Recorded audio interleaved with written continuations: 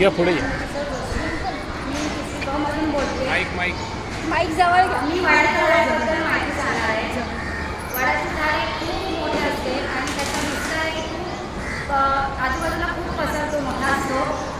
वडाच्या झाडाची उंची कमी म्हणजे जास्तीत जास्त 30 ते 40 मीटरपेक्षाही जास्त असते.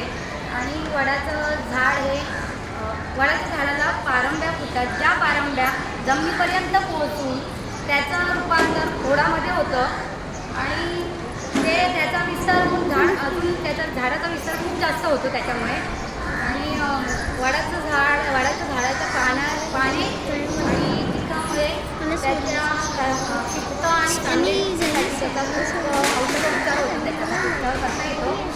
आणि वडाच्या पारंब्यापासून केसांसाठी बनवता येतं. आणि वडाच्या झाडाच्या खूप असे भाग आहेत त्याच्यापासून खूप आयुर्वेदिक औषधे तयार होतात.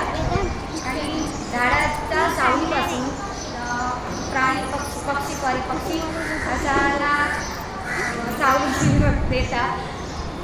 धन्यवाद. मी आज वडाचं झाड लावत आहे.